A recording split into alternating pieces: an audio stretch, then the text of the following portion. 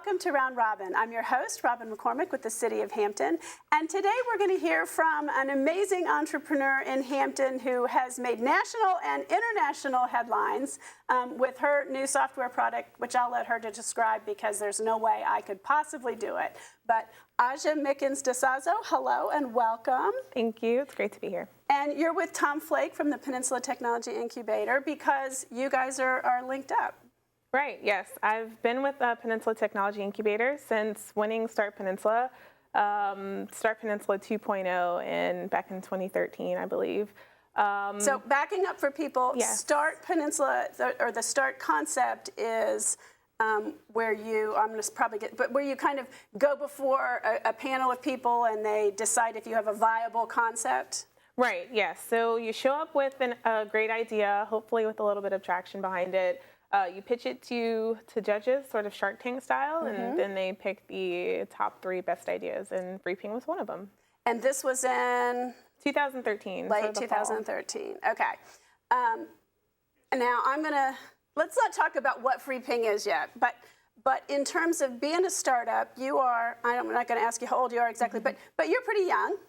You grew up in this area, went away to college, and then what? Grew up in this area, went away to school in Chapel Hill, was sort of kind of trying to explore the job market. What did you study in college? I studied, the first time around, I studied journalism. I was in advertising. Yay, journalism! So in the journalism school, and went off to sort of hone my technical skills at a design school in Miami. So I got a lot of different coding expertise and design expertise after my first trip to Chapel Hill, and then I came back to Chapel Hill to finish my last year and studied economics, policy, and development of emerging markets. Well, that's kind of a shift. How did you get interested in that? It's interesting.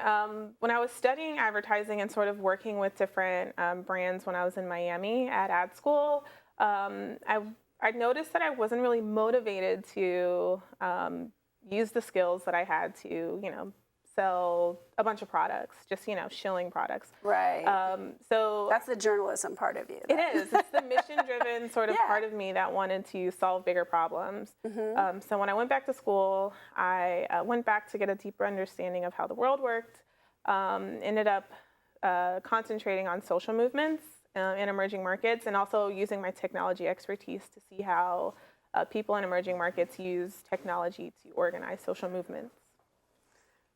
Okay, and then after college, is that when you went to Brazil? Correct, yes. Okay. So after college, I was awarded a Foreign Languages and Area Studies Fellowship to study exactly what I was studying in Carolina out in the field. So I went to Rio to kind of look at how people in Rio were organizing their protests in response to the World Cup by using their mobile phones. And while there, I saw people basically using their phones as pagers to contact one another and communicate without using any of their prepaid calling or texting credits, basically. So it's basically a different way of using the phones that are not data plan phones, but what we call dumb phones these days, and how that, through missed calls and other ways, you can share information. Correct, yes. So like in a social context, it would look like, I'd say, hey, Robin, let's meet up for coffee at Starbucks. I'll give you a missed call when I get there.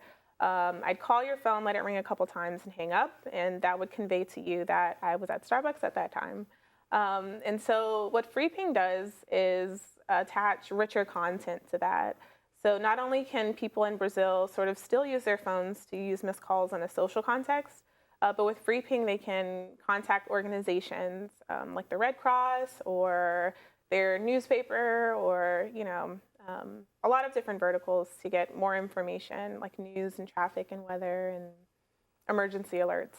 So you did your study on social movements and social protests and third world, and you come back and you're like, do I get a real job now? Exactly. That's exactly the decision I was sort of facing. I was interviewing for a lot of great positions, but this idea that was forming was sort of like nagging me and, pushing me in the direction of starting a business. And I've never started a company before. I was looking for a network to sort of like dip my toes in and see if it was something that I liked before I committed to, a life of, cubicles and keyboards and spreadsheets. And I'm really happy that I did. You're like the textbook case of the young tech entrepreneur. And it is, that decision, what did it take to make that internal decision that says, I'm not going to go the safe route where someone's giving me a weekly paycheck? Right. It took a support system. I had to, find the network here of people who could, mentor me along the journey. It took, my parents having patience with me because they definitely wanted me to. You were still living at home, I guess. I was, yes. And so, it took my best friend from North Carolina to come down also, and this whole sort of conspiracy of, support to, enable me to take that leap. That's so cool. So that's when you met Tom. You did this start and you won? Right, yes, we won. Okay. And your prize was? The prize was $2,500 in seed money. And which isn't a ton, right? It's it's a good prize. We were happy for that. That buys a lot of Chipotle bowls, I'll tell you. So we got that injection of money, and we also got office space at PTI. Which I think is the bigger prize here. Yes. And so, Tom, I'm just going to turn to you for a second. Sure. And we've talked before on this show. People can go back and watch it on YouTube. But so what the incubator gives people isn't just office space. I think that's the least valuable thing we do. I think the most valuable thing we do is connect people in the incubator with resources in the community, whether it's investment resources or mentorship resources or supply chain resources just to help people out, or in Oz's case, programmatic resources. They've done some things with Christopher Newport University, which has helped them move them along in terms of programming skills. So along the way, it's a matter of, there are a lot of resources in the community. Haven't in the past been terribly well organized. We've served as sort of a convening agent for that. So you go in there and meet with Aazia and go, what does she need? What would help this business grow? What either technical skills or business plan skills or connections would help her move along? Yeah, that's exactly right. That's pretty cool. So it did help you move along, right? They did, yes. The resources, every step along the way, whenever we've needed sort of help or answers with a particular part of the company, we found those resources at the incubator. Brittany and I, my co-founder Brittany and I, we've both, never started a company, never had a business before, but we were really passionate about the technology, and that's, where our focus has been. So having the business, knowing we have resources to take care of the business side of doing business has been very helpful. Well, and that happens, I think, with any entrepreneur, but particularly with tech ones, is your business, you may not know how to market it or how to get dollars or you probably knew the selling part, because what a perfect background, from journalism to advertising to technology to studying the markets you're really working in. Yes, it's kind of interesting how a series of seeming failures have led to the perfect storm of, like you said, experience. It's a perfect fit for this. So what's the status of FreePing now? FreePing has been very busy for the past couple of weeks, especially. I know you weren't in town. It took a while to be able to schedule you to come here. Right, yes. So I did get to, I was invited to the White House to speak on a panel of global entrepreneurs about FreePing. I shared the panel with the host from Shark Tank, with 3 of the hosts from Shark Tank, and got to hear remarks from the president also.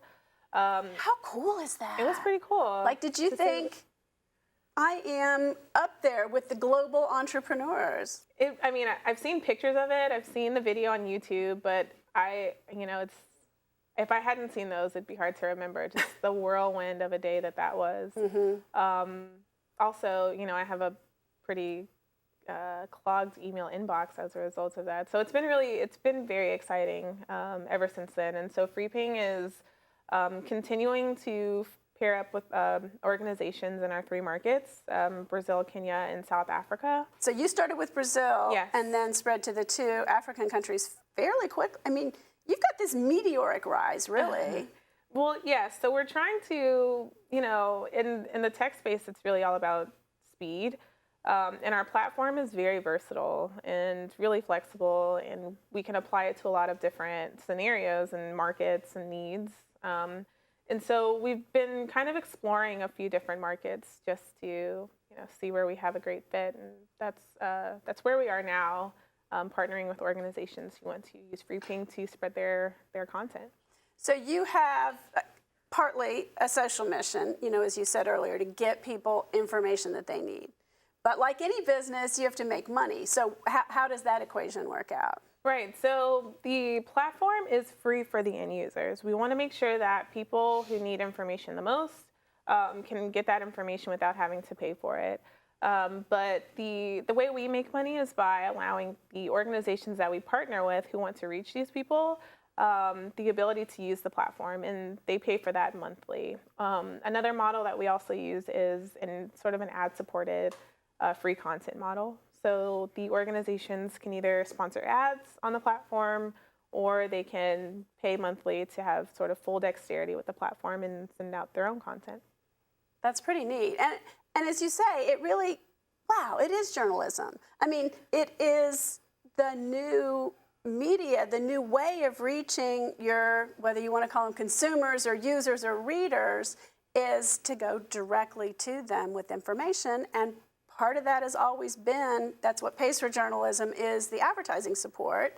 And in a lot of ways, ads are content too. I mean, that's one of the things journalists have been, publishers always knew, but it was a little slow to trickle down, to the journalists, that people want to know about sales or coupons, or if it's a product you want, you love the ad. Now, if it's off base, and that's where also you come in a little closer, because you can dovetail what people do want or are more likely to want or need, right? Right. So that's exactly right.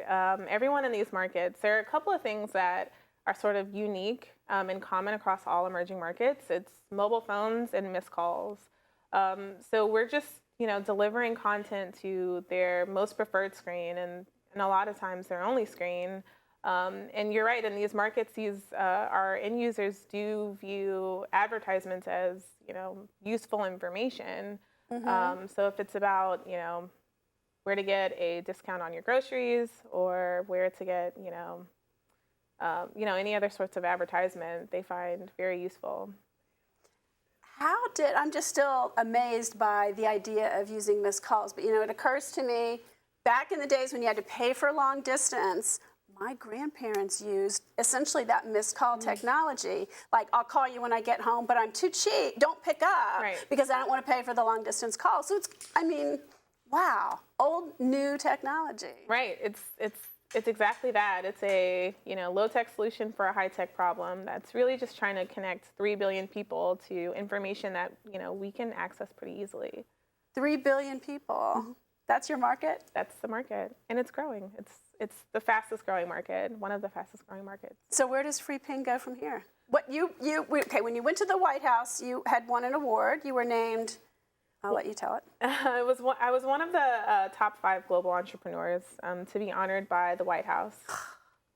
Wow, that's pretty impressive. It was a great day. And the Small Business Administration, is that the same award, or also they were the nominating?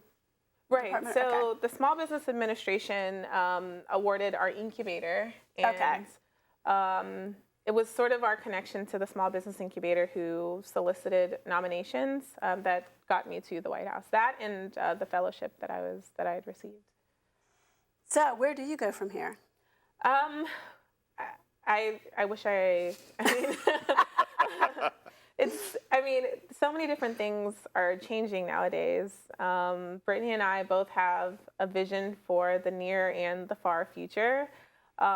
We really just want to be the sort of world standard for free content on mobile phones, which means that between now and 5 years from now, the company will evolve, the product that we offer will evolve, and it's kind of just keeping pace with the emerging market mobile phone users who are changing every day.